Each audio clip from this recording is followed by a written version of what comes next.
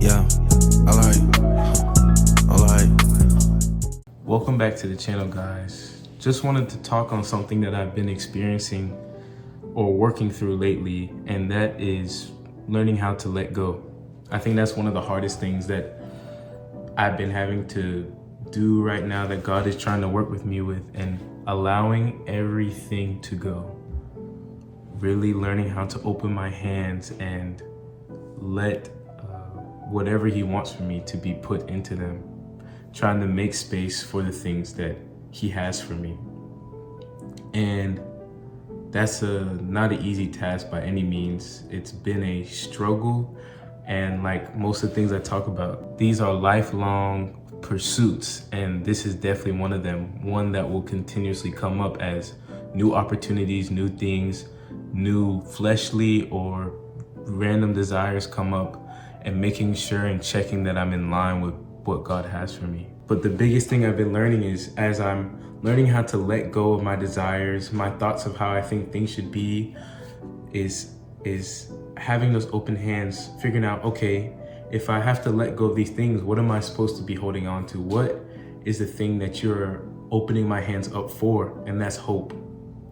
That He's trying to strip those things out of me so that I could cling on to hope. So I was like, okay, what is hope? I think one of the biggest things I've been doing in this time as I've been reshaping and relearning about my walk with Christ is, like I've already talked about before, putting in context the definitions from a Christly perspective of the things He's trying to teach me. So I was like, okay, let me relearn what hope is. And I just looked up a simple definition, and it says a feeling of expectation and desire for a certain thing to happen. And it's like, okay, so you want me to have hope in the things that you have for me, not the things that I want for myself.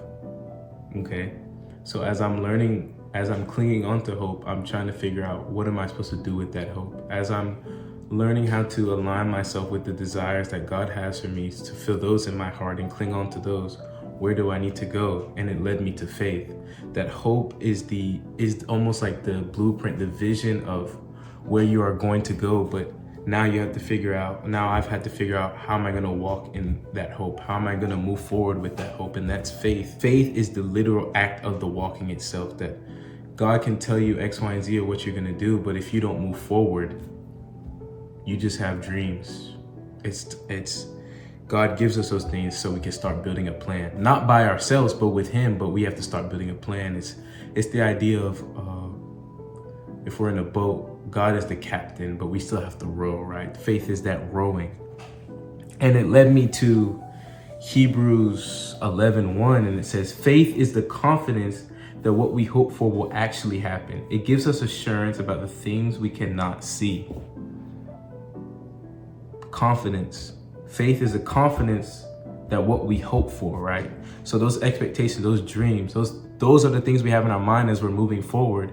But we have to be self-assured in those things, self-assured by His trustworthiness to move forward, and that's with faith. And I do want to say that Hebrews 11 is a great, full encapsulating chapter about talking about this topic and giving great examples.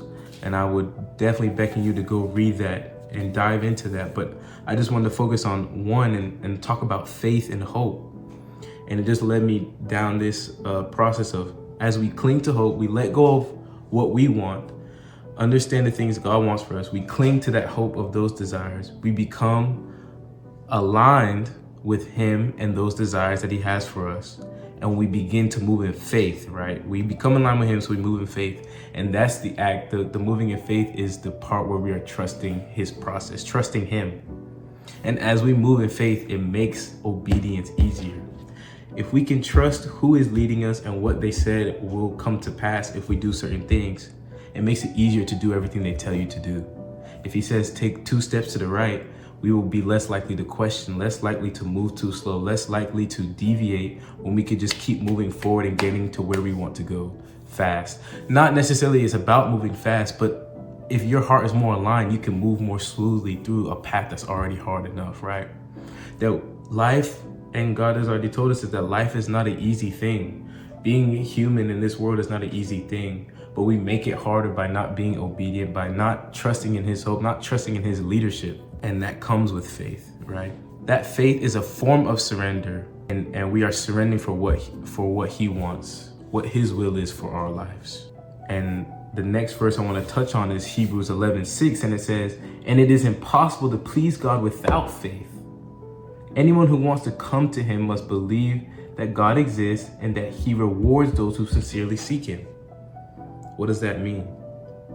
The action is great to hope, it's great to cling on to that hope, but without action, we're not doing anything with him. We can believe in those promises, but do we believe in him? That's the part. That's what faith is. Do we believe in him? Do we believe that he's going to lead us to the way that we really want to go, that we don't know we want to go because we're not aligned with him yet? And that we know there is a reward, whether that's on this earth or the next life. There is a reward at the end of that faith. At the end of that work that you do, there is a reward. And he tells us that. It says it in verse 6, and that he rewards those who sincerely seek him. Now, we shouldn't get mistaken that it's the reward that we think it is, but we know that we know God is good, God is goodness, and he wants good for us, right? It's just letting go of the steering wheel, letting go of the driver's seat, taking the back seat and trusting he's going to get us to a destination greater than the one we ever thought of for ourselves. And that's such a beautiful and powerful thing, but it's just so hard to grapple with as a human when we come into this world thinking we know so much and yet we know so little.